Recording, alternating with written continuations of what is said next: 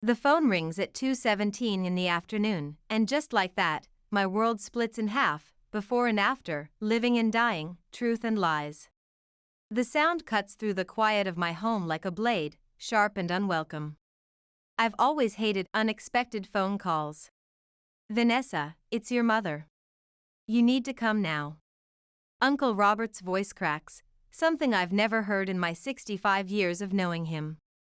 His usual composed tone now brittle with emotion. She's had a heart attack. They're working on her at St. Mary's. My fingers go numb immediately, a spreading coldness that travels from my fingertips up my arms. The coffee mug slips from my grasp, shattering against the kitchen tile with a crash that seems to echo my internal breaking. Dark liquid spreads like blood across the white floor, seeping into the grout lines between tiles. I stare at the pattern it creates, little rivers of brown that remind me of the veins on my mother's hands. Those hands that taught me to plant roses last Sunday, carefully pressing seedlings into rich soil. Tom. I call out, my voice echoing through our too-big house, bouncing off the vaulted ceilings and expensive artwork that never quite felt like home. Tom, I need you.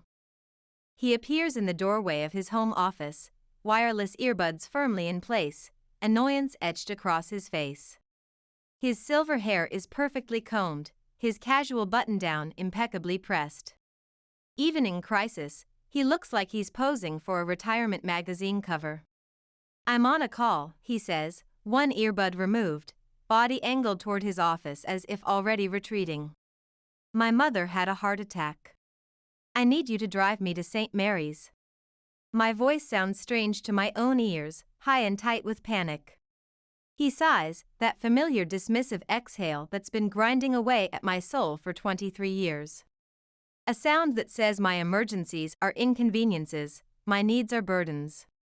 I've got the Peterson merger meeting in 30 minutes. Can't you Uber? The coffee continues to spread across the floor, claiming more territory with each passing second. I watch it create patterns, mesmerized by its movement while my mind struggles to process both my mother's emergency and my husband's indifference. My mother is dying, I say, each word precise and sharp, feeling the weight of them in my mouth like stones. And you're worried about a meeting? Don't be dramatic, Vanessa. Your mother's always been healthy as a horse. He taps his earbuds, the gesture dismissive and final. I need to get back to this call. Something snaps inside me. Maybe it's the last thread of pretense, or perhaps it's just my patience. I feel it physically, like a taut wire breaking in my chest. You know what? Never mind. I'll drive myself. That's my girl, he says, already turning away, his attention returning to his precious call. Always independent. My hands shake as I grab my keys from the hook by the door. The coffee remains unmopped across the floor, a modern art installation of my shattered afternoon. I leave it there, a testament to this moment, to the breaking point that I'm only beginning to recognize. The dark liquid catches the light as I turn to go, glistening like an accusation. The drive to St. Mary's is a blur of red lights and horn blasts. My phone buzzes repeatedly in my purse on the passenger seat, Aunt Margaret, Emily, Uncle Robert. I can't answer, can't split my focus between driving and the reality waiting at the hospital. My mother's voice echoes in my mind, her words from last Sunday's gardening session suddenly taking on new significance. Remember, Vanessa, sometimes things need to break down completely before they can grow properly. I find a spot in the emergency parking, crooked across two spaces. Let them tow it, let the whole world burn down. My mother needs me. The emergency room smells like industrial cleaner and fear. The harsh fluorescent lights make everyone look sickly and faded. Uncle Robert stands by the intake desk, his normally pristine suit wrinkled, his silver hair disheveled. The sight of him so undone makes my heart contract painfully. Where is she? I ask, my voice barely above a whisper. He pulls me into a hug that feels like surrender, his tall frame seeming smaller somehow. They're still working on her. Margaret's back there. They only allowed one person. Tom? He asks, looking over my shoulder, his tone carefully neutral but his eyes searching. Meeting, I say. The word tastes like acid in my mouth, burning with all its implications. Uncle Robert's jaw tightens. He's never liked Tom, though he's been too polite to say it outright. A flash of something, anger, perhaps, or confirmation of a long-held suspicion, crosses his face before he composes himself. A doctor appears, still wearing surgical gloves. There's blood on his scrubs, my mother's blood. The world tilts sideways, everything suddenly off balance and wrong. Mrs. Mitchell? He asks, his face professionally composed but his eyes holding that look I've seen before, when my father died years ago. I nod, unable to speak, feeling Uncle Robert's arm tighten around my shoulders in anticipation. I'm sorry. We did everything we could. The doctor's words are gentle but final, dropping like stones into the sudden silence. The words wash over me like ice water. Uncle Robert's arm tightens around my shoulders, holding me upright as my knees buckle. The floor seems to tilt beneath me, the sterile hospital tiles swirling in my vision. My mother, vibrant, wise, always there with quiet advice and steady hands, is gone. Would you like to see her? The doctor asks gently, his voice coming from very far away. I shake my head. Not yet. I want to remember her alive, laughing in her garden last Sunday, telling me about her new rose bushes, telling me I deserve better, telling me it wasn't too late to start over. The significance of her words hits me now with stunning clarity. My phone buzzes again in my purse. Tom's face appears on the screen, probably calling to ask about dinner plans or complain about his meeting. I silence it without answering, the gesture feeling strangely liberating. Emily's on her way, Uncle Robert says softly, leading me to a row of uncomfortable plastic chairs in the waiting area. She was in class when Margaret reached her. I nod, still staring at my silent phone. 23 years of marriage, and my husband couldn't be bothered to drive me to my mother's deathbed. The thought settles in my chest like a stone, heavy with certainty. Mom was right. It's not too late to start over. Emily bursts through the emergency room doors like a whirlwind, her dark hair wild, mascara smudged beneath her eyes. At 38, she carries herself with a confidence I've always envied, yet now her composure is fractured. She looks so much like me at her age that for a moment I forget to breathe. Mom. She crashes into me, and I hold her tight, breathing in the familiar scent of her strawberry shampoo, the same brand she's used since college. Her body shakes slightly against mine. I got here as fast as I could. Is Grandma? I shake my head against her shoulder, unable to form the words that would make it real. She stiffens in my arms, then pulls back to look at me, her eyes searching my face.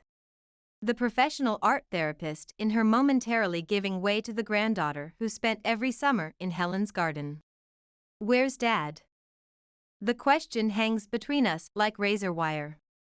Before I can answer, Aunt Margaret emerges from the corridor, her face drawn and pale, her normally perfectly styled gray hair coming loose from its clip. She takes one look at us and opens her arms. Emily hesitates, glancing at me again. He had a meeting, I say quietly, watching the words land. The Peterson merger. Emily's expression shifts, confusion, then understanding, then something harder. She's seen this before countless times, the missed birthdays, the empty chair at her high school graduation, the perpetual excuse of work that always seems to matter more than family. Her therapy clients would recognize this pattern immediately. Of course he did, she mutters, turning to accept Aunt Margaret's embrace. The resignation in her voice mirrors what I've felt for years but never acknowledged. Uncle Robert's hand finds my shoulder, warm and steady. The doctor needs some paperwork filled out, he says gently, his attorney's mind already organizing tasks to shield me from the worst of this. Why don't you let me handle that? I nod, grateful. Forms and signatures feel impossible right now, like trying to solve complex equations while drowning. The practical parts of death, the bureaucracy of it, seem obscene in the face of such profound loss. My phone buzzes again. Tom's message lights up the screen. How's your mother? Meeting ran long. Ordering takeout for dinner. Emily reads the message over my shoulder and makes a sound, half laugh, half sob. Seriously? Grandma just died, and he's asking about dinner? Emily, I start, the old habit of making excuses for Tom rising automatically to my lips. No, Mom, don't defend him. Not this time. She runs her fingers through her tangled hair, a gesture so like her father it makes my chest ache despite everything. You know what? I'm done pretending everything's okay. Grandma always said. She stops abruptly, tears welling in her eyes. What did she say? I ask, though I think I already know. She said you deserved better. That we both did. Emily wipes her eyes roughly with the back of her hand. The last time I had lunch with her, she told me she was worried about you. That she saw how he treated you, even if you couldn't or wouldn't. Aunt Margaret moves closer, her voice low and steady like when she used to work night shifts as a nurse. Helen worried about you, Vanessa. She didn't want to interfere, but she saw what this marriage was doing to you, even if you couldn't or wouldn't. Uncle Robert adds quietly, she asked me about divorce laws in this state last month. I thought she was asking for a friend. The truth of their words settles over me like ash. 23 years of making excuses, of smoothing things over, of pretending Tom's indifference was just his way. 23 years of watching my mother's concerned looks and fielding her gentle suggestions about therapy or separation. All while she quietly prepared to help me escape. My phone buzzes again, another message from Tom. Should I wait dinner for you? Emily makes that sound again, but this time it's pure disgust. She grabs my phone before I can stop her and types rapidly, her fingers flying over the screen. Emily, don't, too late. She thrusts the phone back into my hands. Someone needed to tell him. I read her response, Mom's mother just died. Don't wait up. Better yet, don't wait at all. The 3 dots appear immediately, showing Tom is typing. Then they disappear, reappear, disappear again, his digital hesitation reflecting his real-life emotional constipation. Finally, a single message, we'll discuss this attitude when you get home. Discuss what? Emily's voice rises, drawing glances from the nursing staff. The fact that his wife's mother died and he couldn't be bothered to show up? That he's more concerned about dinner than supporting his family? Lower your voice, sweetheart, Aunt Margaret says, but there's approval in her eyes. She and Helen had always been close, sharing secrets I'm only now beginning to understand. A nurse approaches, clipboard in hand, her face professionally sympathetic. Mrs. Mitchell, we need to discuss arrangements. The word arrangements hits me like a physical blow. My mother is dead, and my husband is worried about takeout. The absurdity of it all threatens to overwhelm me. I'll help, Emily says firmly, taking my arm. We don't need him for this. As we follow the nurse down the sterile hallway, I realize Emily's right. We don't need him. Maybe we never did. My mother's last words to me echo in my mind. It's never too late to start over, sweetheart. Never too late to demand more. I squeeze Emily's hand, feeling stronger than I have in years. Tom wants to discuss attitudes? Fine. We'll discuss plenty when I get home, starting with divorce papers. 3 days later, the funeral home smells like artificial flowers and secrets. The overpowering scent of lilies can't quite mask the underlying hint of formaldehyde and grief. I sit at the mahogany desk, staring at Mom's life insurance documents while the funeral director drones on about payment options. Something's wrong with the numbers, but my grief-addled brain can't quite grasp what. The figures swim before my eyes, refusing to make sense. Mrs. Mitchell, he says, sliding another form across the desk, his voice practiced in its gentle insistence. We'll need the initial payment today. The policy information your husband provided seems to have some discrepancies. Discrepancies? The word feels wrong in my mouth, too technical for the heaviness in my chest. The policy appears to have lapsed 3 months ago. He says it matter-of-factly, like he's commenting on the weather rather than dropping a bomb on my already shattered world. The room tilts slightly. I grip the edge of the desk to steady myself. That's impossible. My mother never missed a payment in her life. She was meticulous about financial matters. He clears his throat, uncomfortable now. According to our records, the automatic payments stopped when the account was closed. What account? My voice sounds distant to my own ears, as though someone else is speaking through me. More paper shuffling.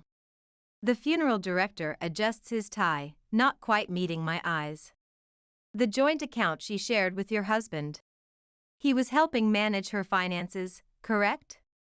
The pieces clicked together with nauseating clarity. Tom had offered to help with Mom's finances last year, claiming his financial expertise would be beneficial. Your mother should be focusing on her garden, not worrying about bills, he'd said with that smile that used to seem charming. She'd agreed reluctantly, after he'd worn her down with his usual mix of charm and condescension. She doesn't need the stress at her age, he'd insisted, and I'd nodded along, believing he was being thoughtful rather than opportunistic. My hands shake as I pull out my phone, opening the banking app. The joint account I share with Tom shows a balance far lower than it should be. I start scrolling through transactions, and my stomach drops. Casino withdrawals. Online gambling sites. Wire transfers to accounts I don't recognize. The dates line up perfectly with Mom's missed life insurance payments. The funeral director's voice seems to come from very far away. Mrs. Mitchell, are you all right? I need a moment, I manage to say, standing up so quickly my chair scrapes against the floor. I need to make a call. In the hallway, I dial Uncle Robert's number. He answers on the first ring, as if he's been waiting. Maybe he has been. Maybe he's suspected all along. The life insurance lapsed, I say without preamble. Tom's been stealing money. Not just from me, from Mom. A long pause. When he speaks, his voice is calm but with an undercurrent of steel I've rarely heard.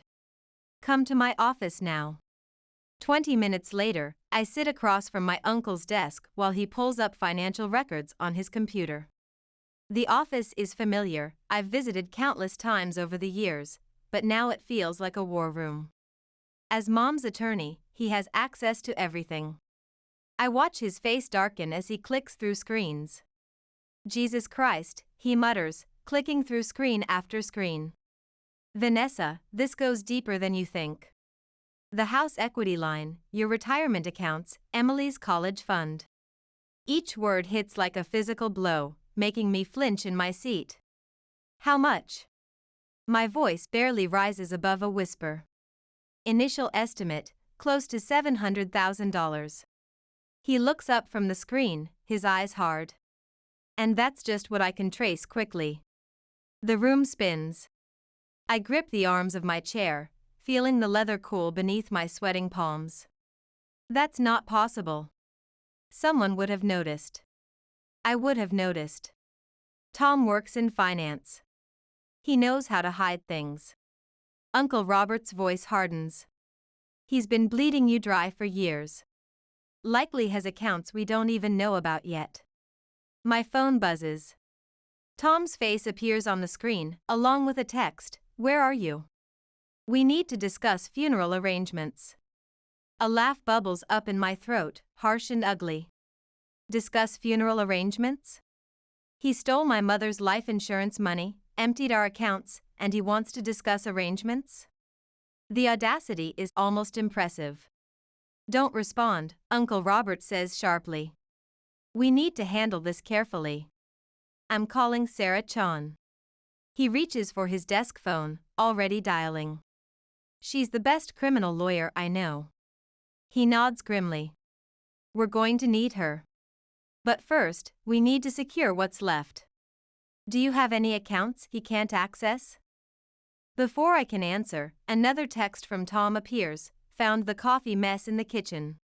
Had Maria clean it up. You're welcome. Don't forget we have dinner with the Petersons tonight. The casual entitlement of it, the assumption that I'll play my usual role, smile through dinner while he networks with people who might be his next victims. Something snaps inside me, a clean break like a bone finally setting.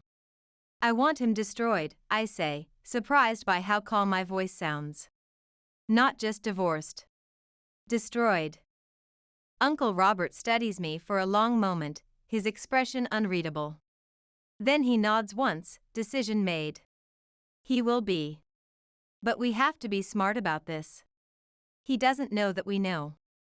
So what do I do? Go home, act normal, have dinner with the Petersons? The thought of sitting across from Tom, pretending I don't know what he's done, makes my skin crawl. He starts typing on his computer, already formulating a plan. Let him think he's still in control while we gather evidence. Can you do that? It won't be for long. I think of Mom, of all the times she told me I was stronger than I knew, of Emily's college fund emptied by her father's addiction, of 23 years of subtle manipulation and calculated neglect. The garden metaphor comes to me again. Sometimes you have to be patient, let things grow in their own time. Yes, I say, standing up. I can do that. I learned from the best, after all. What do you mean? Uncle Robert looks up from his computer. I smooth my skirt, check my makeup in my phone's reflection. Tom taught me everything I know about pretending. And now I'll use those lessons against him. The Peterson dinner feels like a performance in hell. Our dining room, with its crystal chandelier and custom mahogany table, all chosen by Tom, of course, now seems like an elaborate stage set. I sit at our oversized dining table, watching Tom charm our guests while my skin crawls with every practiced laugh, every rehearsed story. He's wearing his favorite blue tie, the one I gave him for our 20th anniversary, paid for with money he probably gambled away before the gift box was even unwrapped. Vanessa is taking some time off, Tom explains smoothly, reaching for the wine bottle. He pours more Cabernet into Sandra Peterson's glass with a flourish. Family matters. Sandra Peterson's face crumples with manufactured sympathy. Her Botox can't quite hide the insincerity in her eyes. Oh, yes, we heard about your mother. Such a shock.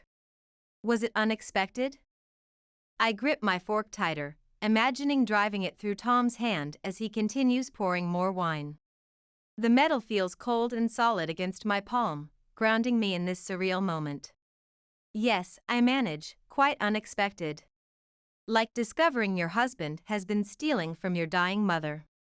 Speaking of family, Tom continues, seamlessly changing the subject. Emily's considering law school, following in your footsteps, John. My head snaps up. Emily has never wanted to be a lawyer. She's passionate about her art therapy work, loves helping trauma survivors heal through creative expression. This is the first I've heard of any law school plans. John Peterson beams with unearned pride, as though Emily's fictional career change is somehow his accomplishment. Smart girl. The firm's always looking for fresh talent. My phone vibrates in my lap, a text from Sarah Chan, Uncle Robert's lawyer friend, documents ready. Meeting tomorrow, 8 a.m. All accounts flagged for suspicious activity.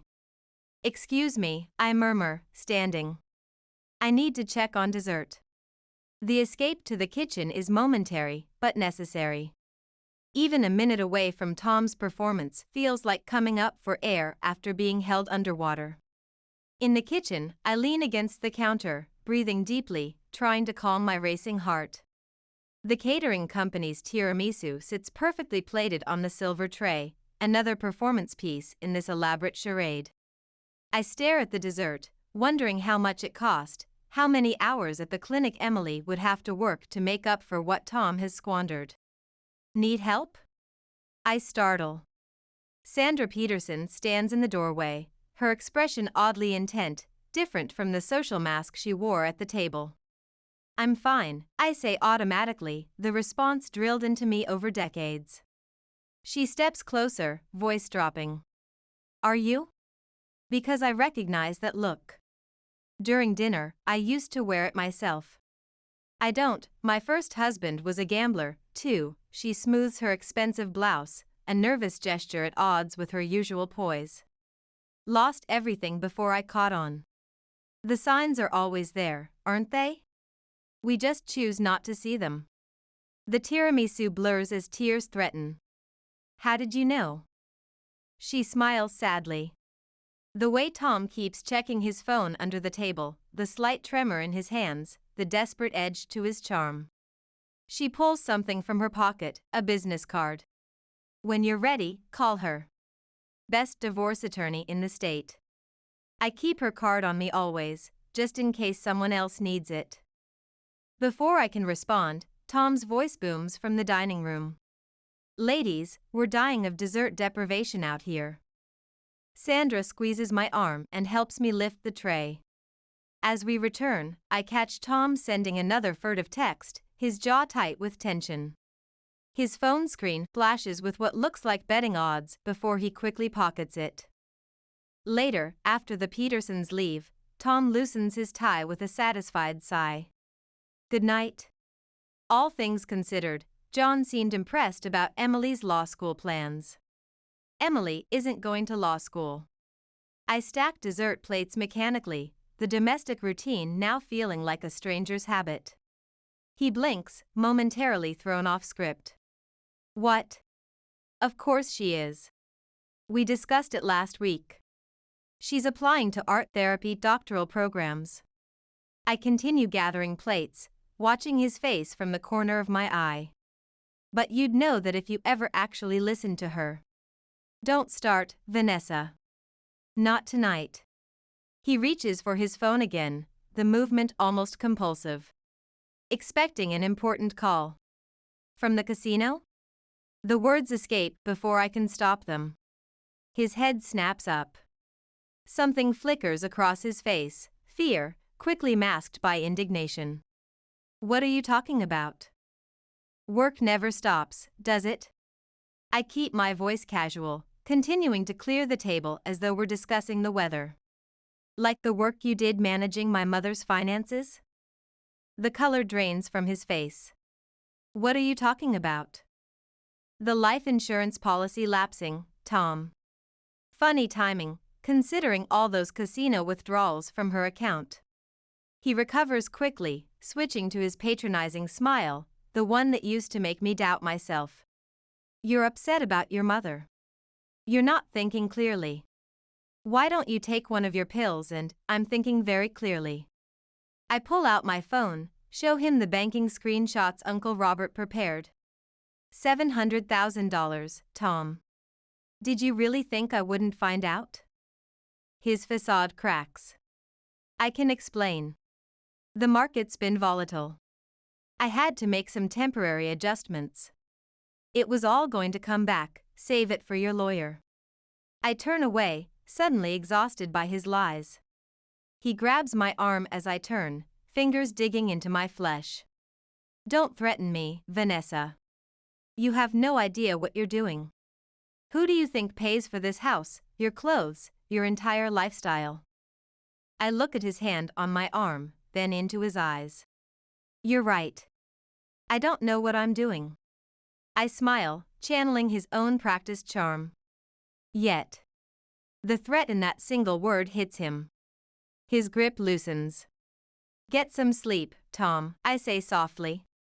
You look tired. Must be all that work you're doing. I leave him standing there, his phone buzzing again in his pocket. Upstairs, I send a quick text to Sarah Chun, make it 8 a.m. I'm ready. Law office, next morning. Sarah Chan's office feels like a war room. Bank statements and legal documents cover every surface, each page revealing another layer of Tom's deception. I stare at a credit card statement, charges from a jewelry store I've never heard of, dated last Valentine's Day. The day he told me he had to work late and couldn't make our dinner reservation. He's been busy, Sarah says, highlighting another suspicious transaction with a fluorescent yellow pen. Her efficiency is reassuring, almost clinical in its precision. And not just with gambling. My throat tightens. There's someone else? Several, potentially. She doesn't soften the blow, which I appreciate. But that's not our primary concern. She slides a document across the desk. The paper blurs before my eyes for a moment before coming into sharp focus. Foreclosure notice. Our house. My house. The one I'd spent 23 years turning into a home. He took out a second mortgage without your knowledge, Sarah explains, her voice matter of fact. Technically illegal, but he forged your signature quite convincingly. The violation feels physical, as if Tom has reached inside me and rearranged my organs without permission. This wasn't just financial betrayal, it was identity theft, a complete erasure of my agency. A knock interrupts us. Uncle Robert enters, his face grim, holding a file folder. The SEC filing just came through. Tom's company is under investigation for financial irregularities. How bad? I ask, though part of me already knows the answer. Criminal charges bad. He sits heavily in the chair beside me. The Peterson merger was a smokescreen. The whole company's about to implode. My phone buzzes. Emily, Mom, where are you? Dad's acting weird. He's packing up his office stuff. I text back quickly, I'm with Uncle Robert and his lawyer friend. Stay away from the house for now. I'll call you back, sweetheart. I look at Sarah. How much time do we have? Hours, maybe. She straightens a stack of papers with precise movements. Once the SEC announcement goes public, he'll run. Uncle Robert finishes her thought, with whatever money he can grab. Sarah starts gathering papers. We need to freeze accounts immediately, file emergency motions. Another text from Emily, Mom, seriously, he's asking about your mother's safety deposit box. The blood drains from my face. The jewelry.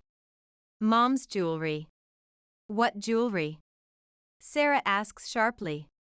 My mother's collection, family heirlooms. She kept them in a safety deposit box at First National. My hands shake as I type a response to Emily. Tell him you don't know anything about it. Don't engage. Uncle Robert's eyes widen. Helen changed the access permissions last month. Only you can open it now. I remember Mom's last visit to the bank, how insistent she was about updating the paperwork. She knew somehow. She knew what was coming. My phone rings. Tom's face appearing on screen. I answer on speaker, nodding at Sarah, who starts recording. Darling, his voice is his charm, the tone he uses when he wants something. I need a favor. Your mother's safety deposit box. I need to inventory the contents for the estate. Could you meet me at the bank? Sarah shakes her head violently, mouthing no. I'm rather busy today, I say carefully, keeping my voice even. Perhaps tomorrow. It really needs to be now. For legal purposes. A pause. Unless you don't trust me.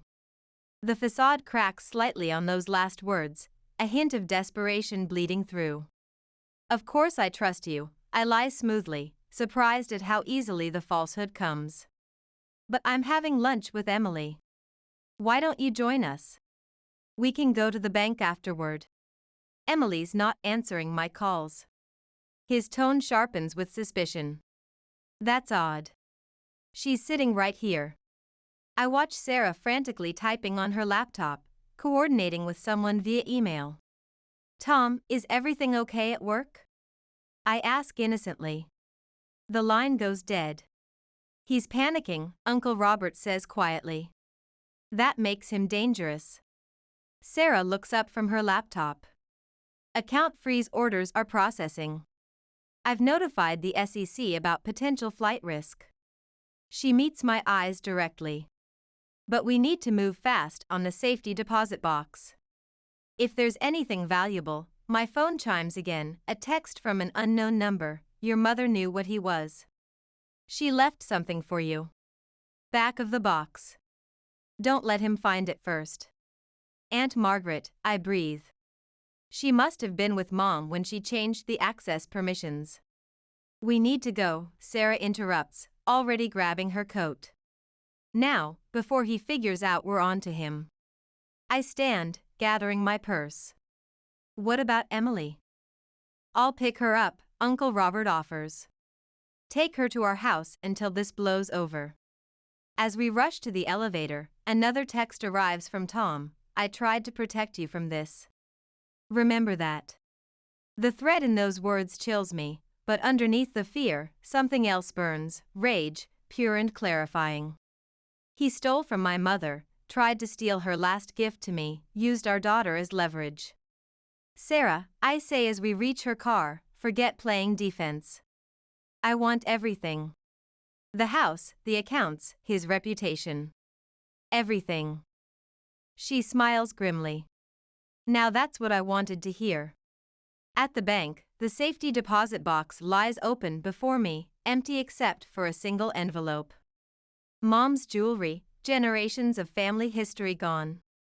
The pearls she wore at my wedding, grandmother's emerald ring, the Art Deco brooch from my great-aunt, all vanished. The bank manager shifts uncomfortably behind me, her professional composure cracking under the weight of my obvious distress. Mr. Mitchell accessed the box an hour ago, she explains, her voice tight with embarrassment. He had the proper documentation. Forged documentation, Sarah corrects sharply. She's already on her phone alerting authorities, her words clipped and precise. My hand shakes as I open the envelope, the last thing my mother left for me. Inside, a handwritten note in Mom's elegant script, My dearest Vanessa, if you're reading this, Tom got here first.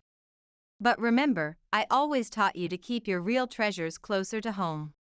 Love, Mom. The meaning eludes me momentarily, lost in the fog of betrayal and loss. Then a memory surfaces, Mom in her garden last summer, burying something beneath her prized rose bushes. Sometimes, Vanessa, she had said, the most valuable things need to be hidden in plain sight. My phone buzzes. Emily's text makes my blood freeze. Dad's at the house. He's acting strange, says we need to talk. I came by to get some of my things. Sarah grabs my arm when she sees my expression. What is it? He's with my daughter. I'm already moving toward the exit, panic rising in my throat. Call the police, but I'm going. Don't, Sarah warns. It's too dangerous. Let the authorities handle it. He's with my daughter, I repeat, the words carrying the weight of a lifetime of maternal instinct. Call them, but I'm going. The drive home is a blur. Traffic lights, stop signs, other cars, all obstacles keeping me from Emily. Sarah follows in her car, still on the phone with the police. Uncle Robert texts that he's 5 minutes away. Everyone converging on what was once my sanctuary, now a battleground. I find them in Tom's study, Emily perched nervously on the leather sofa, Tom standing by the window, still in his office clothes, but somehow disheveled, undone. His perfectly combed silver hair now stands on end where he's run his hands through it repeatedly. His expensive shirt is wrinkled, tie askew. Family meeting? I ask, keeping my voice steady despite the adrenaline coursing through my veins. He turns, and I barely recognize him. His usual polished facade has cracked, revealing something desperate underneath. The charming financial consultant is gone, replaced by a cornered animal. You've been busy today. So have you. How much did Mom's jewelry fetch? I move slowly to stand between him and Emily, maternal instinct overriding fear. Emily's sharp intake of breath tells me she didn't know. Dad, you didn't? I did what I had to do. He moves to his desk, opens a drawer. To protect this family. By stealing? Gambling away our savings? Having affairs? The accusations tumble out, each one a stone hurled at the glass house of our marriage. Affairs? Emily stands, her therapist's composure momentarily shattered. What affairs? Tom slams the drawer shut. Enough. I had a plan. Everything was under control until you started interfering. Control? I laugh, and it sounds foreign even to me. Is that what you call forging my signature? Emptying our daughter's college fund? Emily makes a small, wounded sound. My college fund? I was going to replace it, Tom insists, desperation making his voice crack. I just needed a little more time, one more big win. The Peterson merger was a fraud, I finish, like everything else about you. He moves suddenly, and something glints in his hand. My body tenses, but it's not a weapon, it's Mom's favorite pearl necklace, somehow saved from his raid on the safety deposit box. Thought maybe we could start over. I'll get help, counseling, whatever you want. The pearls catch the light, and I remember Mom wearing them at my wedding, her eyes full of a concern she tried to hide. She knew even then, didn't she? Saw what I was too blinded by love to recognize. Whatever I want? I step closer. I want the last 23 years back. I want my mother to have died knowing her granddaughter's education was secure. I want Emily's voice cuts through my rage. He's crying. And he is. Tom Mitchell, master of manipulation, stands before us with tears streaming down his face. For a moment, I almost weaken. Then I see his other hand moving toward his pocket.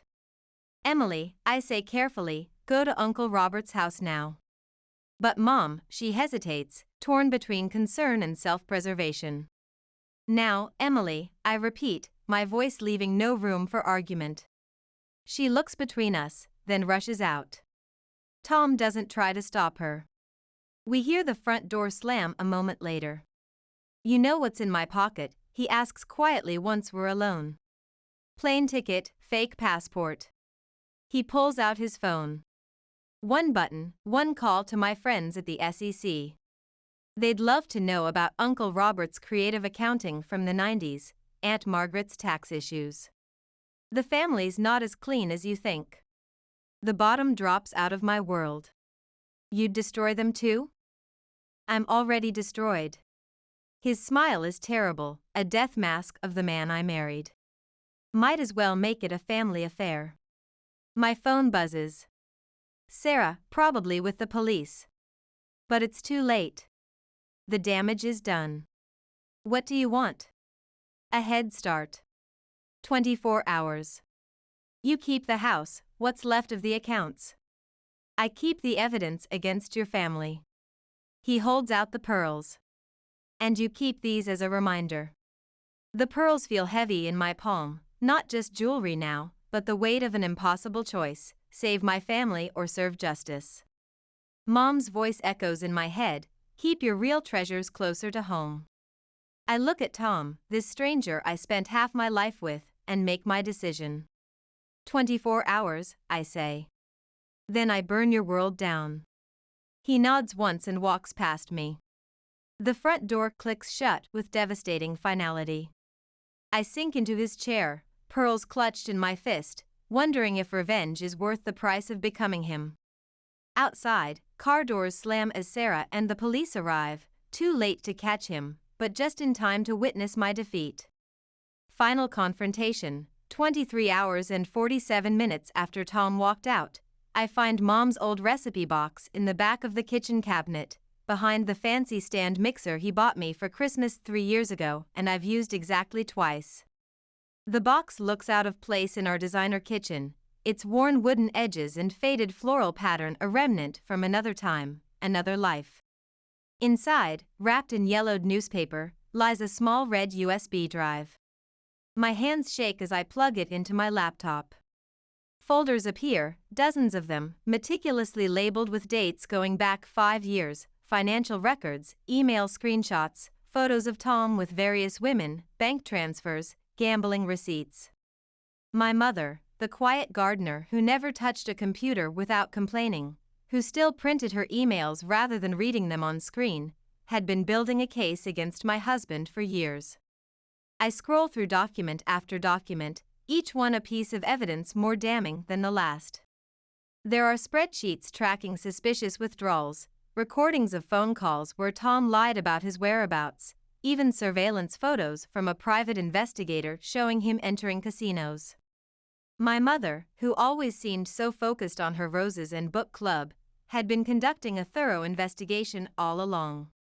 My phone rings. Sarah, Vanessa, we found him. Private airfield outside the city. Flight plan filed for Buenos Aires. 13 minutes left of his head start. She pauses. And the SEC evidence against your family? Bluff. We checked. There's nothing. He played you. The recipe box feels heavy in my hands.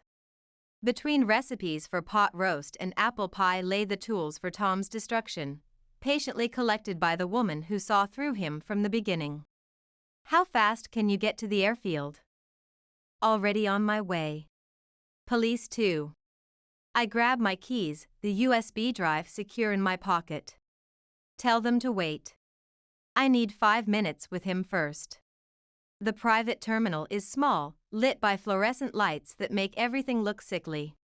Tom stands at the counter arguing with the clerk, his designer luggage piled around him like a fortress.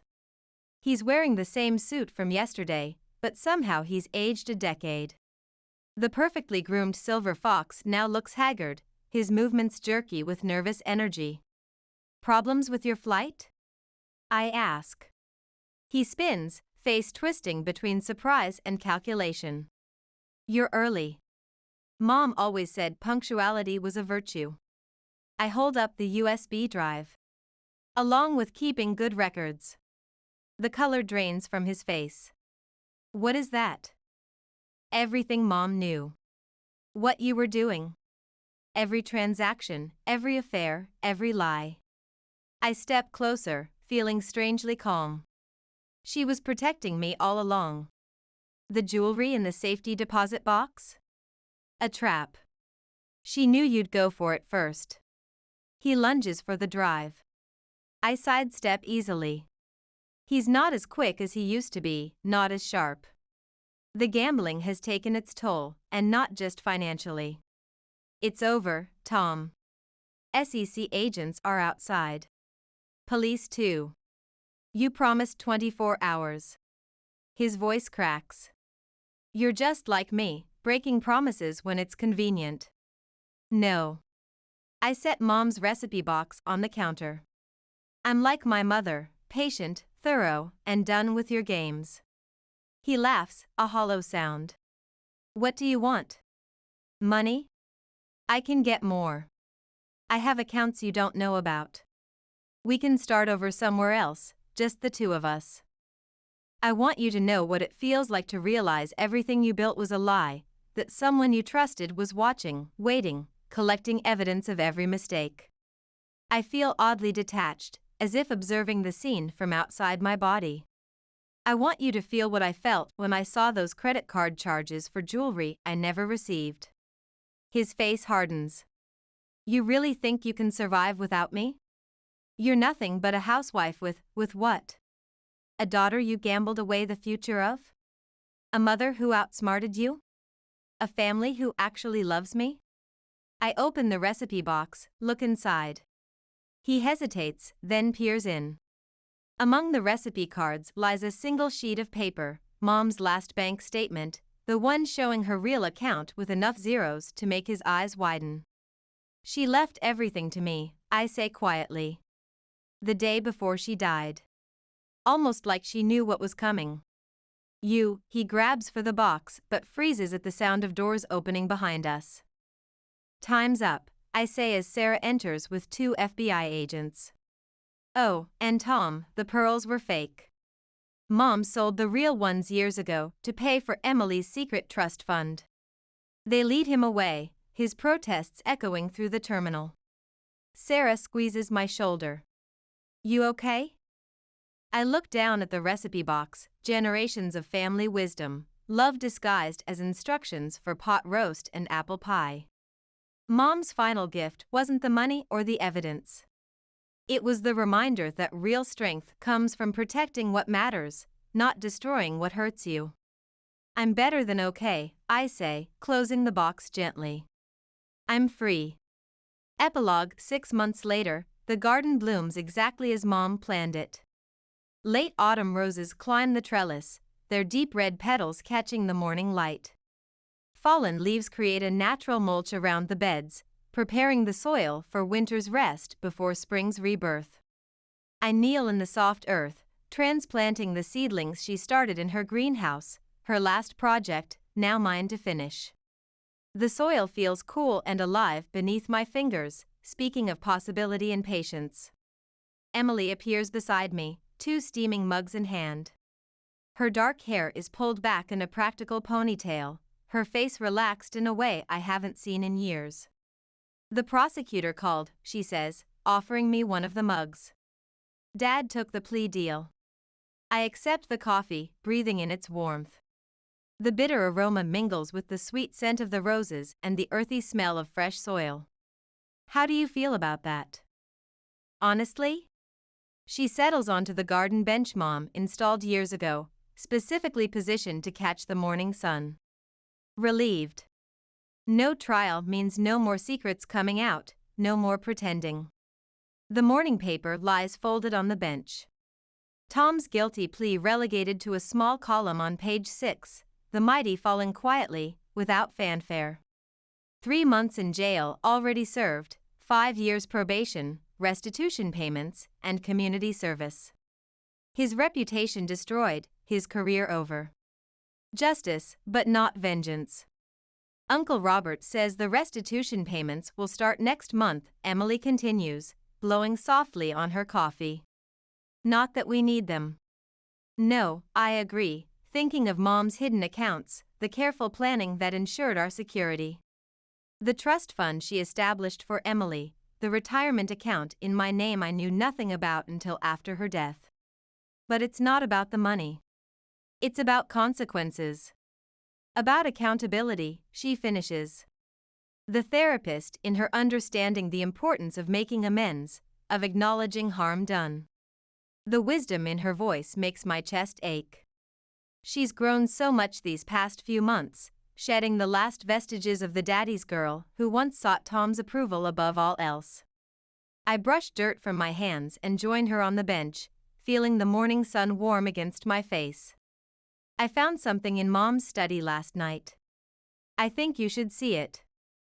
From my pocket, I pull out a small envelope, faded and slightly worn at the edges. Inside, a photograph, Emily at 5 years old, perched on Mom's lap while they plant marigolds. Behind them, partially hidden by the greenhouse door, Tom stands watching, his expression a mix of confusion and something like fear. She knew even then, Emily says softly, running her finger along the edge of the photo, didn't she? She knew a lot of things. I touch the photograph gently, noticing details I'd missed before, the protective way Mom's arms encircled Emily, the distance Tom maintained even in a family moment. Including how to play the long game. A car pulls into the driveway, Michael's blue Subaru, right on time for Sunday brunch. Emily's boyfriend emerges carrying a folder of tax documents, research for Uncle Robert's case against Tom's former business partners. Emily stands, brushing off her jeans. Speaking of long games, Michael found something interesting in Dad's old company records. Want to hear about it over breakfast? I watch her walk toward him, confident and purposeful. She has her grandmother's steel beneath her gentle exterior, a quiet strength that doesn't need to announce itself. Michael greets her with a warm hug, then waves to me with genuine affection. He's good for her, honest, hardworking, present in a way Tom never was with either of us. The morning mail sits unopened on the kitchen counter. On top, a letter from the prison where Tom served his brief sentence before being released on probation. I don't need to read it to know what it contains: more explanations, more justifications, more attempts to rewrite our history. I feed it into the garden shredder, letting the pieces scatter across Mom's flower beds as mulch. She would appreciate the symbolism: turning poison into fertilizer, decay into growth. Inside, Emily and Michael spread papers across the breakfast table while Aunt Margaret pours coffee. Uncle Robert peers at financial statements through his reading glasses, making notes in the margins. The conservatory windows catch the morning light, filling the room with a warm glow that highlights the new paint I chose last month, a soft yellow that Mom would have loved. "Look at this," Michael says as I enter, pointing to a highlighted section. The pattern goes back further than we thought. There are others involved, bigger players. I should feel triumph, knowing we've uncovered more evidence, more ways to ensure justice. Instead, I feel something quieter, a peaceful certainty that Mom would approve of this moment, not because of the revenge or justice, but because her kitchen is full of family working together, protecting what matters. The recipe box sits on the windowsill above the sink, catching morning light. Inside, between cards for pot roast and apple pie, lie the seeds of my mother's legacy, not just the evidence that brought down Tom, but the wisdom to know when to fight and when to grow. Emily laughs at something Michael says, the sound bright and unguarded. Aunt Margaret shares a knowing look with Uncle Robert. The garden outside continues its slow, steady blooming, oblivious to the human dramas that come and go, concerned only with the patient cycle of growth, rest, and renewal. I think of Tom in his rented apartment, surrounded by the few possessions he was allowed to keep, and realize that true revenge isn't about destruction at all. It's about flourishing despite those who tried to clip your roots. Mom knew that too. She always did have the best gardening advice. The wedding invitations mock me from across the dining room table, their cream-colored elegance a stark contrast to the turmoil churning inside my chest. At 48, I thought I'd outgrown this feeling, this tightness that comes whenever I think of my father. The modern art pieces I've created over the years hang on the walls around me, silent witnesses to my decades-long struggle with family. I've been staring at these invitations for nearly 2 hours now, my Mont Blanc pen hovering over the address list, stuck on one particular name that should be simple to write, but isn't: Walter. My phone buzzes against the glass surface of the table. It's Rachel. Even after all these years, seeing Mom flash on my screen brings a small smile to my face. "Have you started addressing them yet?" Her voice carries that familiar warmth, even with the underlying concern. "Sort of." I twist a strand of silver-streaked hair around my finger, a habit I thought I'd broken 30 years ago. My gallery opening is in 2 weeks, and here I am, procrastinating over wedding invitations like a nervous bride half my age. Walter's name? The weight of understanding in that single question makes my throat tighten. Even at 70, Mom's intuition is razor sharp. "I can't invite her, Mom." "I won't." The words rush out as if I've been holding them back for decades, which, in truth, I have. It's been 25 years of this nonsense. 25 years of Vivian making everything about her. "Claire, honey, it's your wedding. Your day." She pauses, and I can picture her sitting in that sunlit kitchen of hers, surrounded by the pottery she creates, Edward probably reading the newspaper nearby. But you know what this means. I do. The memories flood back: Walter's absent chair at gallery openings, at award ceremonies, at every milestone that might have given us a chance to reconnect. Vivian's perfectly crafted texts about his sudden migraines, the same miraculous migraines that cleared up the day after my first major exhibition, the same convenient illness that kept him from my book signing. "He won't come without her," I say, tracing the embossed edges of an envelope with my fingertip, feeling the texture like I would examine a new canvas. "No, I don't think he will." The honesty in her voice is refreshing. Rachel has never sugarcoated the truth, not even when it hurts. I stare out the window of my Manhattan apartment, at the cityscape I've grown to love. But I can't watch her play the doting stepmother for one more event. Not this time. Not at my wedding. Thomas's footsteps echo from the kitchen, the familiar sound grounding me. He appears with 2 cups of tea in hand, setting one beside me without a word. His presence steadies me, the way he's done since we met at my gallery 3 years ago. At 50, with silver threading through his dark hair, he looks distinguished in that way only professors can manage. "Remember what happened at Jessica's wedding?" Mom asks gently. How could I forget? Vivian, resplendent in white, upstaging the bride, the way she clung to Walter's arm all evening, steering him away whenever I approached, her theatrical tears during the father-daughter dance, lamenting loudly how she'd never have that moment herself. That's exactly why I can't invite her. I take a sip of the tea Thomas has brought, letting its warmth spread through my chest. The taste of lavender and chamomile, he always knows what I need. I won't let her make my wedding about her trauma of never having children again. Not when I'm finally doing this at 48. Your father will be hurt. Walter's been hurting me for 25 years, I say, the words tasting bitter on my tongue despite the sweet tea. Ever since he let her move into our house 2 months after you left.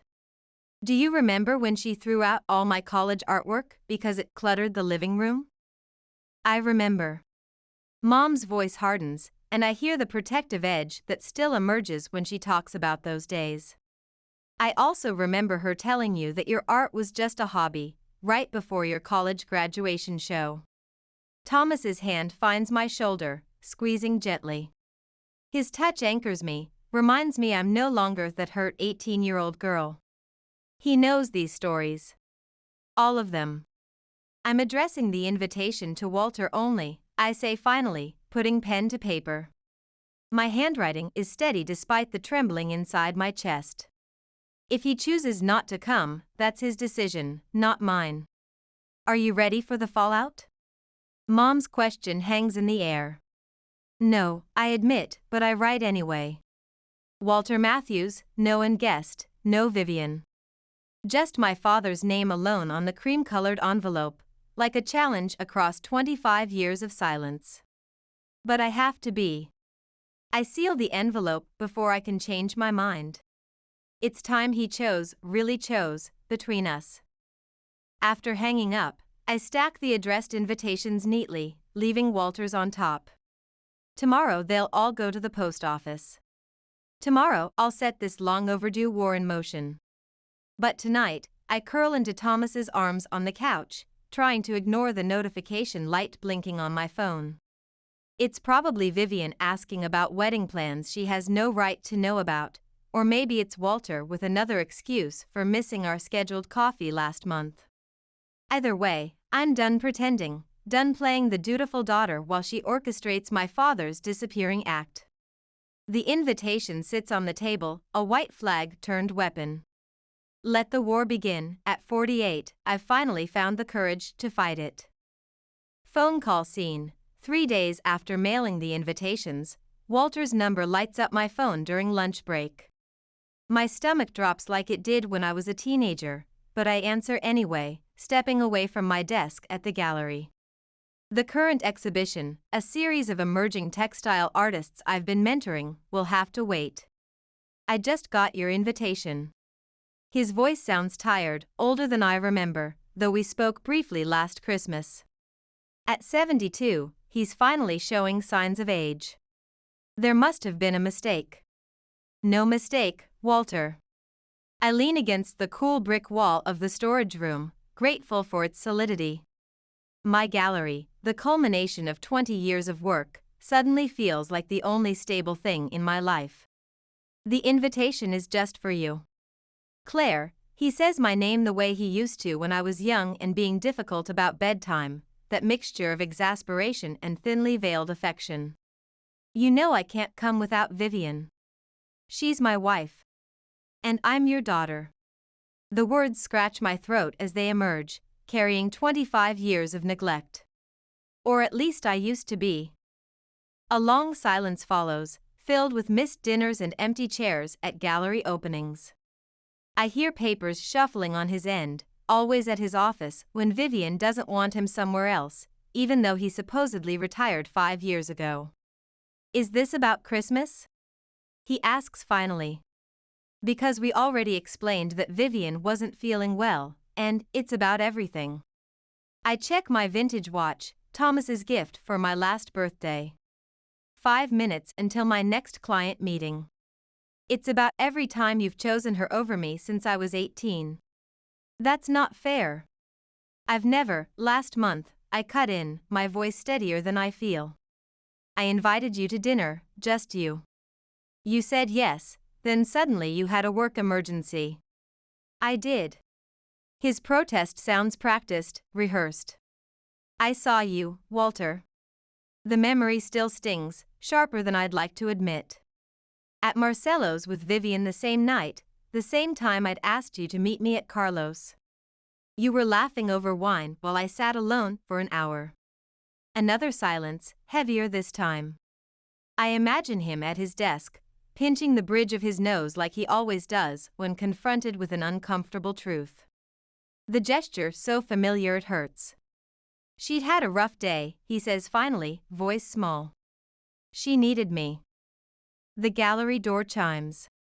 Through the storage room window, I see Jessica arriving early for our meeting about her latest photography series. At 45, she's been more than my gallery manager for the past decade, she's been the sister I never had. She catches my eye and mouths, "You okay?" I manage a weak nod. "Look, Walter, I'll talk to Vivian. Maybe we can work something out." No. The word comes out sharper than I intended, echoing against the brick. No more negotiations, no more compromises. The invitation is for you alone. It's your choice whether to come or not. You're putting me in an impossible position. The architect who once designed award-winning buildings sounds suddenly helpless. Welcome to my world. I straighten up, squaring my shoulders, feeling every one of my 48 years. I have to go. I have a client waiting. Wait, please. Just, he pauses, and I hear Vivian's voice in the background asking who he's talking to. After all these years, her voice still makes my skin crawl. Can we discuss this over dinner? Sure, Walter. I manage to keep my voice steady despite the sudden hope fluttering against my ribs. But just you. Friday at 7 o'clock at Carlos. If Vivian shows up, I walk. I end the call before he can respond and join Jessica in the gallery. The abstract paintings surrounding us, bold strokes of color against white space, suddenly seem to mirror my emotional state. Jessica takes one look at my face and pulls me into a hug, her familiar scent of coffee and oil paints comforting. Your dad? I nod against her shoulder. He got the invitation, and now we wait to see if he remembers how to be a father instead of just a husband. Jessica squeezes my hand. Her straight-talking nature is why I hired her, why we've remained friends. For what it's worth, I think you're brave standing up to them like this.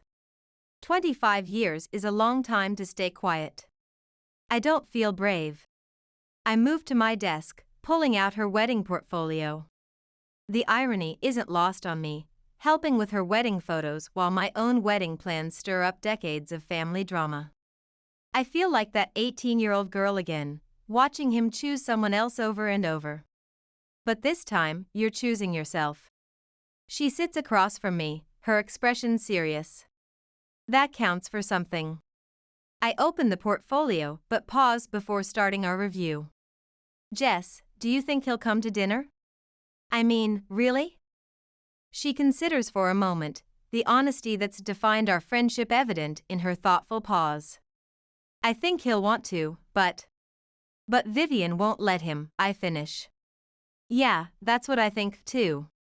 The gallery door chimes again, and we turn to business, but my phone sits heavy in my pocket, waiting for a confirmation that probably won't come, just like every other time I've reached for my father across the chasm Vivian built between us. Friday's dinner reservation feels less like hope and more like proof, one more empty chair to add to my collection of paternal absences. Restaurant scene, Friday night at Carlos. I sit alone at a table for two, watching the minutes tick by on my phone. 7:15. 7:30. The waiter's pitying glances sting more than Walter's absence, a familiar humiliation that feels no easier at 48 than it did at 23. My water glass is nearly empty when the restaurant door opens. For a moment, hope flutters in my chest, foolish, childish hope that never seems to die, but it's Patricia, Vivian's friend from her book club, walking in with her husband. She spots me and freezes, guilt flashing across her face before she quickly looks away.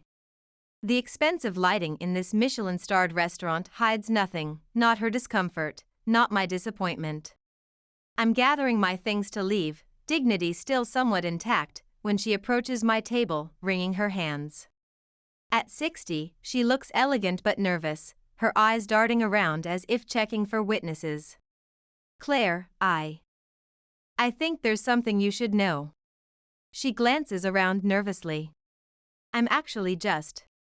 It's about your father and tonight. Another nervous glance. Vivian was at book club yesterday, talking about how she'd made sure Walter wouldn't come. The world tilts slightly beneath my feet. 25 years of suspicions crystallize in an instant. What do you mean, made sure? Patricia lowers her voice, leaning closer. She said she'd hidden his phone while he was in the shower, then called his office pretending to be his assistant, something about an emergency client meeting tonight that couldn't wait. My fingers go numb around my purse strap. The crystal stemware on the table catches the light, fracturing it into tiny rainbows that seem to mock the darkness gathering inside me. What? She was laughing about it, saying she'd rather die than let him have dinner alone with you, that she'd worked too hard to. Patricia stops abruptly, color draining from her face. I turn to see what she's looking at. Vivian stands in the doorway, her perfectly coiffed silver hair and tailored cream pantsuit radiating the practiced elegance of old money. At 62, she maintains the beauty that first captured my father's attention, but her perfectly painted smile turns glacial as she takes in the scene before her. Patricia, darling. Her voice carries across the restaurant, turning heads. I didn't expect to see you here. Before either of us can respond, she glides over to our table, her perfume always too strong, always too sweet, preceding her. Claire, sweetheart. Did your father not tell you he has an important meeting tonight? But I thought I'd stop by to keep you company instead. The lie rolls off her tongue so smoothly, I almost doubt Patricia's story, almost. After 25 years of similar coincidences, the pattern is too clear to ignore. How thoughtful, I manage, the words tasting like ash. But I was just leaving. Oh, but I insist. She slides into the empty chair, Walter's chair, as if she belongs there. Her manicured hands rest on the table, adorned with rings that cost more than my first gallery lease. We have so much to discuss about the wedding, like why my invitation seems to have gotten lost in the mail. Patricia backs away, mouthing I'm sorry before fleeing to her waiting husband. I don't blame her. Vivian's smile hasn't reached her eyes in 25 years, and at 62, the effect is more chilling than ever. It wasn't lost. I meet her gaze steadily, mustering all the strength I've built as a successful gallery owner who's navigated the cutthroat New York art scene. It was never sent. I see. She signals the waiter without breaking eye contact. 2 glasses of Pinot Grigio, please. The waiter, sensing tension, hurries away. Now, about this childish behavior of yours. Did you really think I wouldn't find out? Her smile remains fixed, a porcelain mask. About the phone, the fake emergency? The words escape before I can stop them, but I don't regret them. Not anymore. Her smile doesn't waver, but something cold flickers in her eyes. I'm sure I don't know what you mean. You know exactly what I mean. The decades of frustration, of missed connections, of manipulations crystallize into a diamond-hard anger. You've been doing this for years, haven't you? Every time Walter tries to see me alone. Your father is a busy man. Her dismissive tone implies I'm being unreasonable, a tactic I recognize from countless family gatherings. My father is a puppet. I stand up, my chair scraping loudly against the floor. Several diners turn to look, but for once, I don't care about making a scene.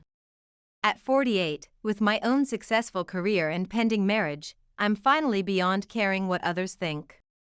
And you're so terrified of losing control that you can't let him spend 2 hours with his own daughter. She reaches for my arm, her manicured nails digging in slightly.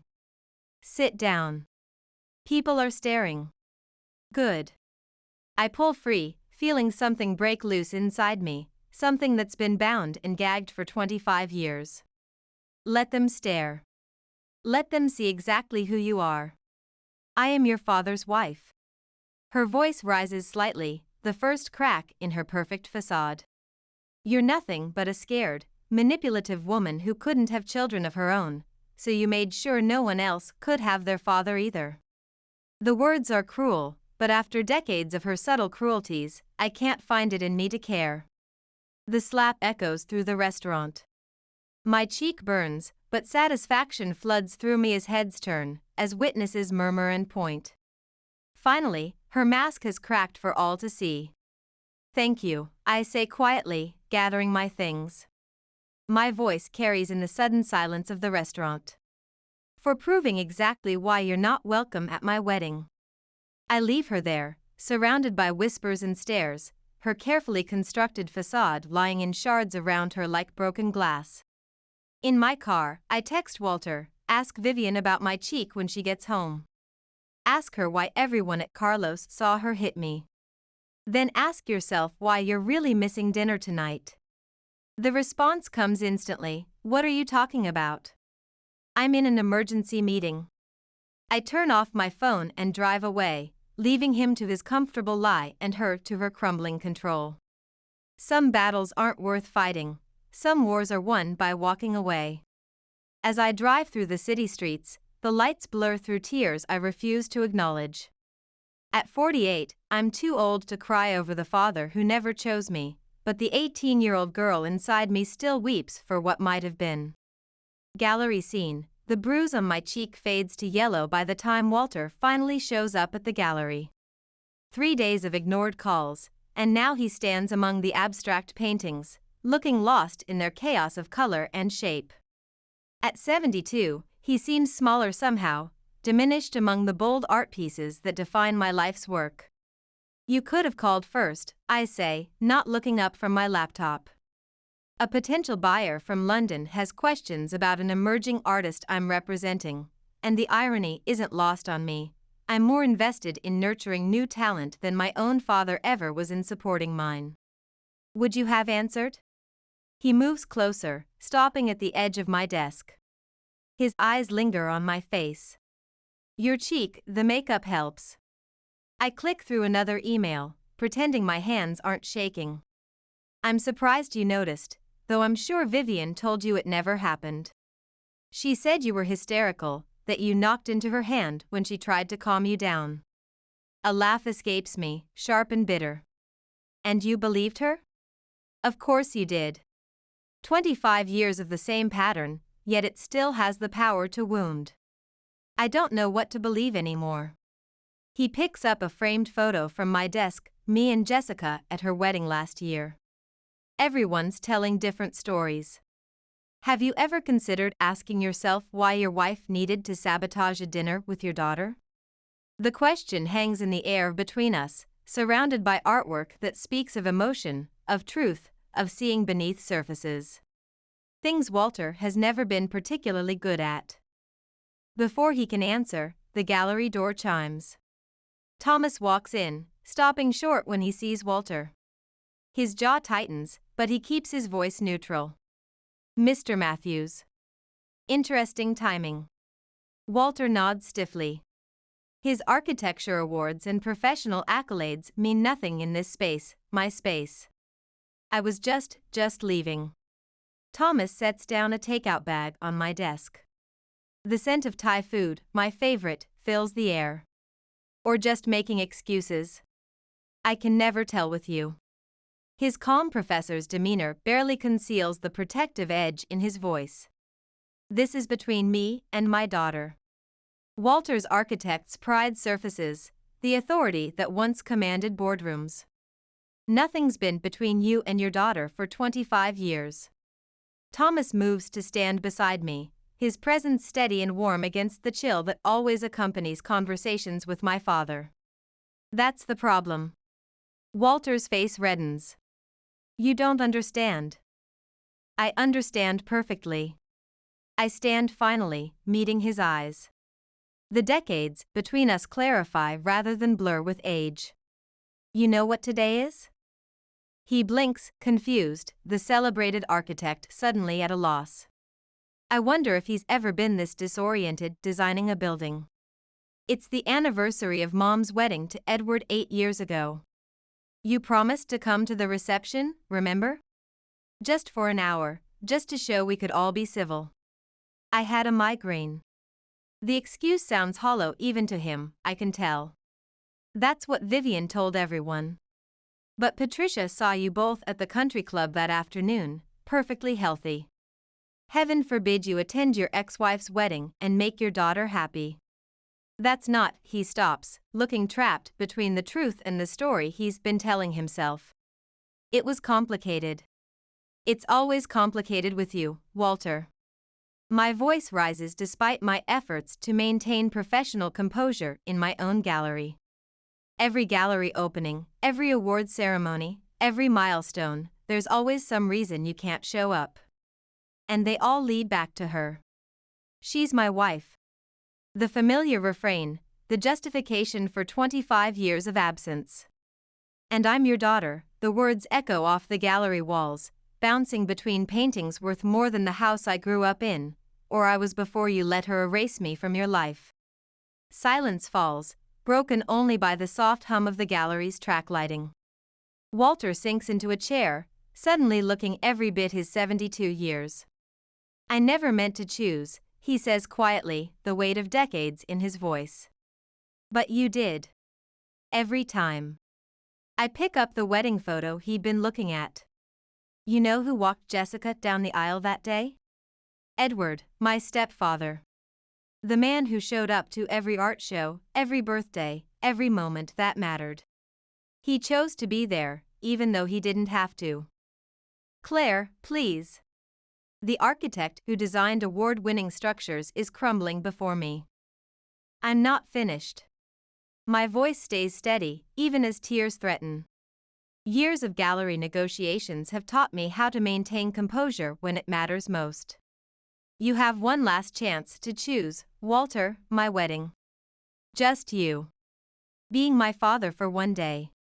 He stands slowly, reaches for me, then lets his hand fall. The gesture encapsulates our entire relationship, almost connecting, but never quite making it. I don't know if I can. I know. I turn away, back to my desk, to the life I've built without him. That's the saddest part. He lingers by the door, like he wants to say more, but in the end, he leaves without another word, the door chiming softly behind him. Thomas wraps his arms around me as I finally let the tears fall. You okay? His voice is gentle against my hair. No. I lean into him, watching through the window as Walter's car pulls away. 25 years of disappointment crystallized in one more retreat. But I will be. Sometimes letting go hurts less than holding on. The takeout grows cold on my desk as we stand there, surrounded by abstract paintings that suddenly make perfect sense, beautiful things born from chaos, whole pictures made of broken pieces. At 48, I'm finally old enough to understand both the chaos and the beauty.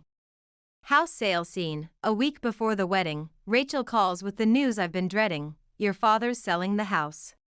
I nearly drop my coffee mug, the ceramic piece I bought from Rachel's last pottery exhibition. The house. My childhood home, where my height marks still climb the kitchen doorframe, where my earliest paintings once hung in what used to be my bedroom. He can't. Vivian's already listed it. Patricia told me. Mom's voice carries a mix of anger and resignation. They're showing it tomorrow. My hands shake as I pull up the listing on my phone. There it is, the Victorian with the red door, the garden where Walter taught me to plant sunflowers when I was 7, the bay window where I used to read for hours, dreaming of becoming an artist. The description calls it a blank canvas, ready for new memories, as if ours never existed. Claire? Mom's voice softens. Are you there? I have to go. I end the call, grab my keys, and drive across town before I can think better of it. The for sale sign looks wrong in the front yard, like a headstone marking the death of something precious. The familiar drive feels longer at 48 than it did at 18, each mile weighted with memories. I park across the street, watching a realtor lead a young couple through the front door. My door. A familiar car pulls up behind me. Jessica, of course. Mom called her. She slides into my passenger seat without a word, just hands me a tissue I didn't know I needed. I was going to tell you, she says quietly. I saw the listing this morning. Did you know they're gutting it? My voice cracks. 25 years of professional art dealings, and I still can't maintain composure about this house. The listing says major renovation potential. They're erasing everything. Maybe you could buy it? Jessica suggests, always practical. I laugh bitterly. Vivian made sure that wasn't possible. The asking price is double what it's worth. Another calculated cruelty, another way to ensure the past stays buried. Movement at the house catches my eye. Vivian emerges onto the porch, elegant in cream linen, playing the perfect hostess to the potential buyers. She spots my car and falters for just a moment before her smile returns, wider and sharper. Even from this distance, I can feel the triumph radiating from her. She's doing this on purpose, I whisper, my artist's eye catching the subtle performance she's putting on. The timing, the price. It's punishment for the wedding invitation.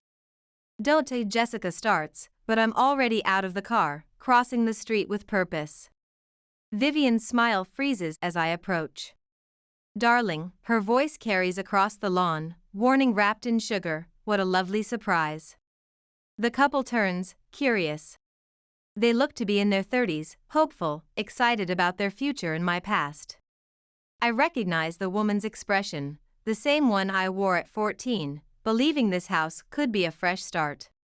I should warn you, I say to them, ignoring Vivian's attempt to interrupt. The foundation's unstable, has been for years. That's not, Vivian starts, but I press on. The basement floods every spring, the wiring in the east wing is original, dangerous, really, and the attic, I meet Vivian's gaze, decades of resentment crystallizing into this moment, well, let's just say some things up there can't be renovated away. The couple exchanges worried glances. Vivian's perfectly manicured nails dig into her palms. I notice she's wearing the diamond Walter bought her for their 20th anniversary, the year he missed my first major gallery opening. Perhaps we should continue the tour inside, she suggests smoothly, but the damage is done. I can see it in their faces, the seed of doubt has been planted. Of course, I smile, sweet as poison. Don't forget to check the kitchen doorframe. The height marks there tell quite a story about family, about promises kept and broken. Claire, her voice drops, all pretense gone now that the couple has retreated toward their car. Leave. Now. Or what, you'll slap me again? There are witnesses this time. The couple backs further away, murmuring excuses. The realtor follows, already on her phone, probably calling other clients to cancel tomorrow's showings. You spiteful little, I learned from the best. I turn to leave, then pause. Oh, and Vivian, the attic. I left something there years ago, a diary, detailing everything you did, every manipulation, every lie. I wonder what Walter would think if someone found it during the renovation. Her face pales beneath her perfect makeup. We both know there's no diary, but the possibility will eat at her, make her question every creak and shadow in that old house. At 62, her carefully constructed world has fewer foundations than she thinks. As I walk away, Jessica falls into step beside me. There's no diary, is there? No. The admission comes with a small smile. But she'll never be sure. I get back in my car, watching Vivian through the rearview mirror as she stands alone on the porch, her perfect world cracking around her. Sometimes the best revenge isn't what you do, it's what you make them think you might do. At 48, I finally understand the power of suggestion, something Vivian has wielded against me for 25 years. The symmetry feels like justice, like reclaiming a piece of myself long surrendered. The house may be lost, but perhaps something else is being found.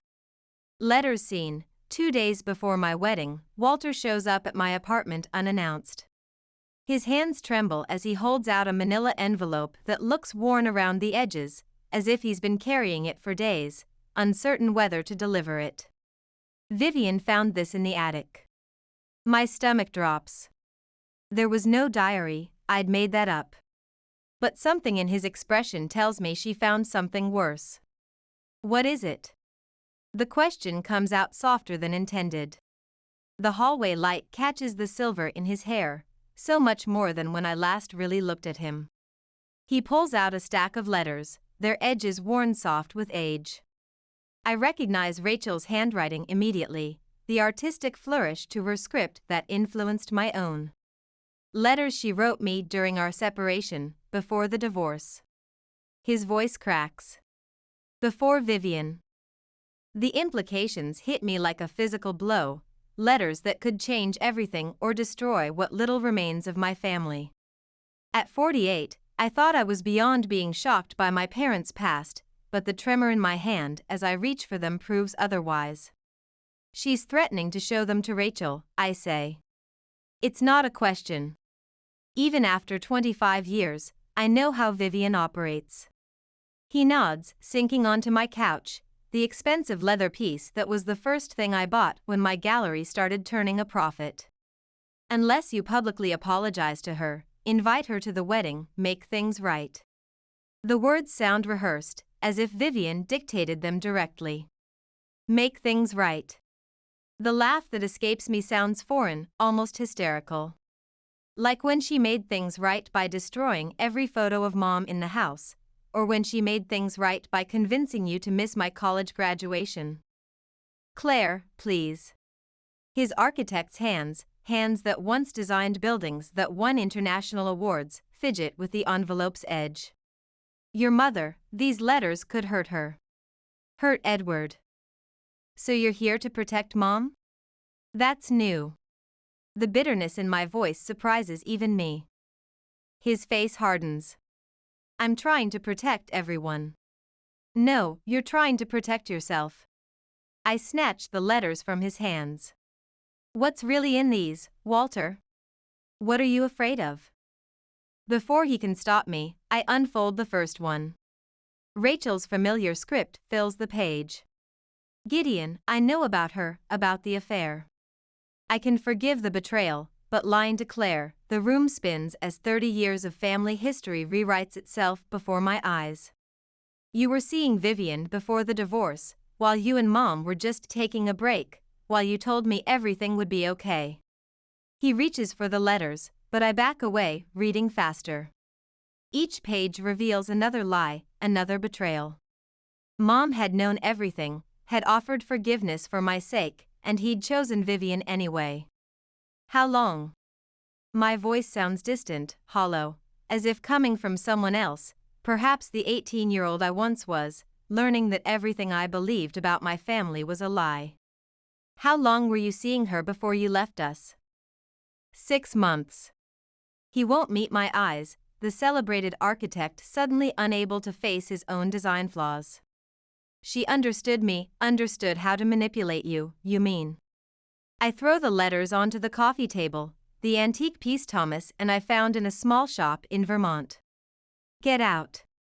Claire, if you just talk to Vivian, get out. Each word feels like glass in my throat. And tell your wife she can do whatever she wants with those letters. I'm done protecting your lies. He stands slowly, age and guilt weighing heavy on his shoulders. You don't mean that. Think about your mother. Mom survived your betrayal once.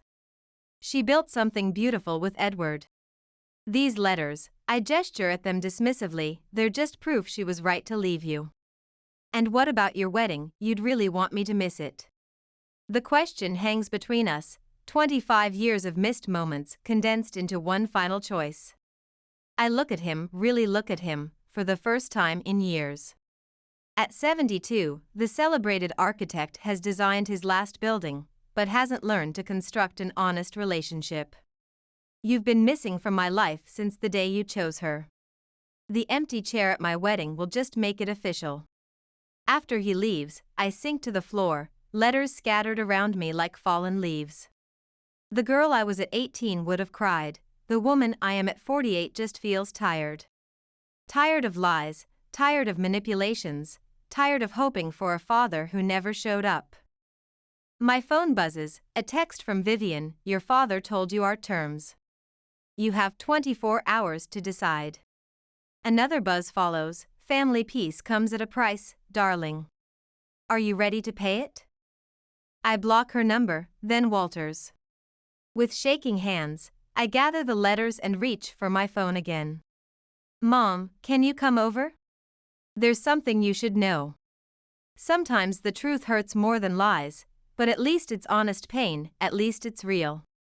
And maybe, just maybe, it's time everyone's truth came to light. As I wait for Rachel to arrive, I look around my apartment, filled with art I've collected and created over decades, photographs of friends who became family, mementos of a life built on my own terms. At 48, I've finally constructed something Vivian can't tear down, and Walter can't walk away from, my own truth, my own strength, my own family of choice. Wedding day scene, the morning of my wedding dawns clear and bright, but I'm not at the venue. Instead, I'm standing in front of my childhood home, watching Patricia hurry down the front walk, her face pale beneath her carefully applied makeup. At 60, she moves with surprising speed, glancing nervously over her shoulder as if expecting Vivian to materialize behind her. I had to tell you, she says, clutching her designer purse like a shield. Vivian's been planning this for weeks. She told Walter she found a lump, made him promise to take her to the hospital today. She's making him miss your wedding over a lie. My wedding dress hangs in a garment bag at the gallery, where Rachel and Jessica are probably wondering where I am. But this is my last chance to break Vivian's hold on my father. After 30 years, the time for half measures is past. I stride up the familiar path, my key still fitting the lock despite everything. The muscle memory of opening this door, something I've done thousands of times, feels both foreign and achingly familiar. Inside, Vivian stands at the foot of the stairs in a silk robe, her perfectly made-up face betraying no surprise at my arrival. At 62, she still maintains the beauty that first captured Walter's attention, though now it's preserved through expensive procedures and carefully applied cosmetics. Shouldn't you be getting ready for your big day? Her smile doesn't reach her eyes. Oh, wait, there won't be a father-daughter dance now, will there? Drop the act. My voice is steady, calmer than I feel. The foyer looks smaller than I remember, the expensive furnishings she's added over the decades failing to disguise the bones of the house I once loved. Patricia told me everything. There is no lump, is there? Patricia should learn to keep her mouth shut. Vivian's facade cracks slightly, the perfect socialite mask slipping to reveal the calculation beneath. But it doesn't matter. Walter's already left for the hospital, such a devoted husband, don't you think? Why? The question bursts from me, encompassing 30 years of manipulation and pain. Why go to such lengths to keep him away? Because you need to understand. She steps closer, her perfume always too strong, always too expensive, cloying in the morning air. He's mine now, has been since before your mother knew, and I won't let you take him back. Take him back? I laugh, the sound echoing in the empty foyer where I once played as a child. I don't want him back. I want him to see you, really see you. He sees exactly what he needs to see. She reaches for her phone, manicured nails tapping the screen with practiced precision. Now, shouldn't you be leaving? I need to call Walter, tell him the news from the doctor. No. I snatch the phone from her hand, feeling 18 and 48 simultaneously. You're going to tell him the truth, all of it. Or what? Her smile turns cruel, the expression I remember from too many family dinners, too many missed events. You'll show him those old letters? Break your mother's heart all over again? Face it, Claire, you've lost. Actually, a voice says from the doorway, she hasn't. We both turn. Walter stands there, still in his suit, car keys dangling from his hand. Behind him, Patricia gives me a slight nod before slipping away, her duty discharged. Walter. Vivian's voice rises an octave, the perfect wife suddenly scrambling for composure. What are you doing here? The hospital called them. He steps inside, looking older than I've ever seen him. They have no record of any appointment.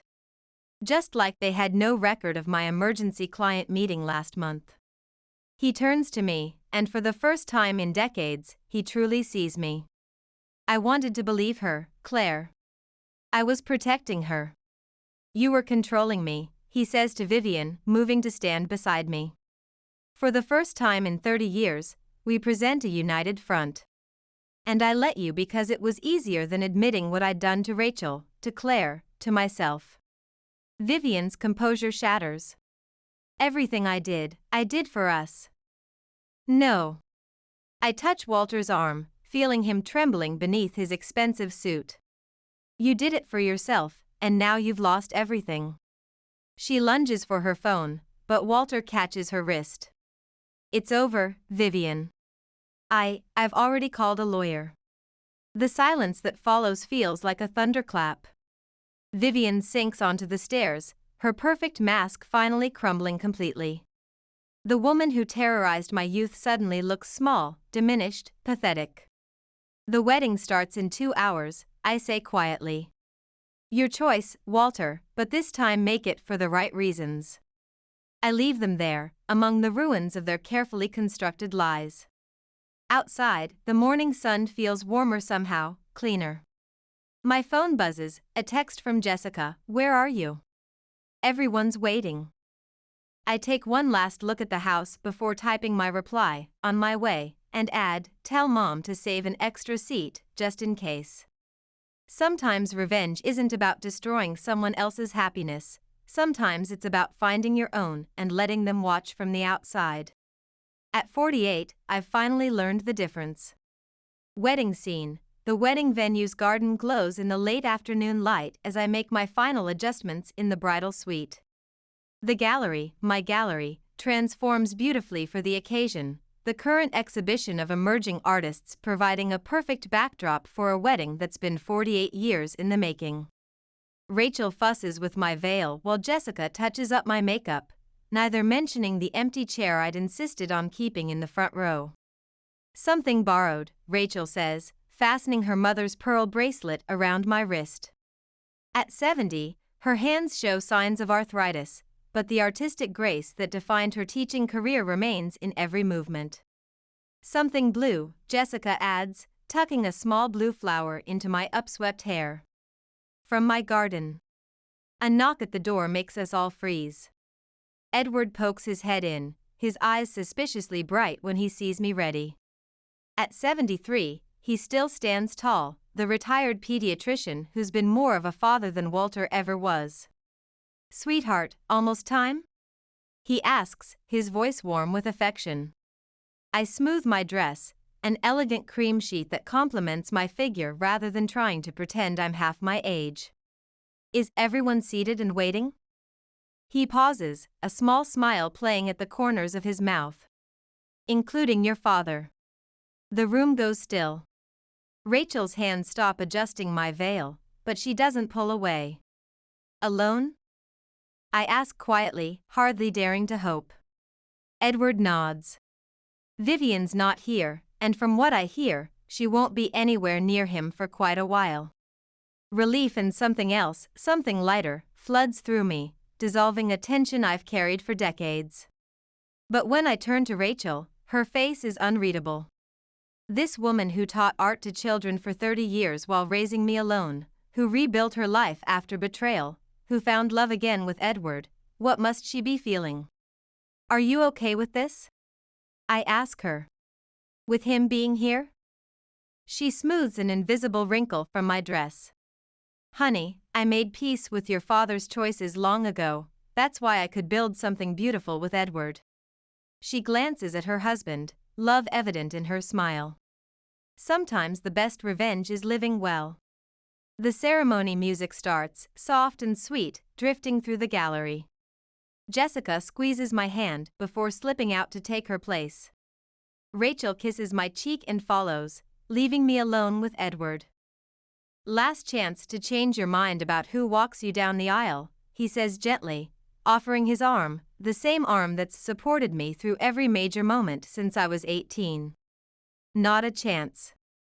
I take his arm, feeling its strength and steadiness. You earned this spot years ago. The gallery path seems to glow as we walk, guests rising on either side. I see Patricia dabbing her eyes, see Rachel beaming from her seat, and there, in the front row, Walter sits alone, looking smaller somehow without Vivian beside him. Our eyes meet briefly as I pass. He nods once, and I notice the envelope on his lap, cream-colored, matching my invitations. I recognize my own handwriting, for after the ceremony, the letter I'd written last night after everything. Not an olive branch exactly, but not a burning bridge either, just truth finally spoken without anger or revenge clouding it. Thomas's face when he sees me makes everything else fade away. At 50, with silver threading through his dark hair, he looks at me with a love I never thought I'd find, a love worth waiting 48 years for. This moment, this love, is bigger than old hurts and family drama. As we exchange vows, I feel the weight of the past lifting, replaced by something lighter, freer.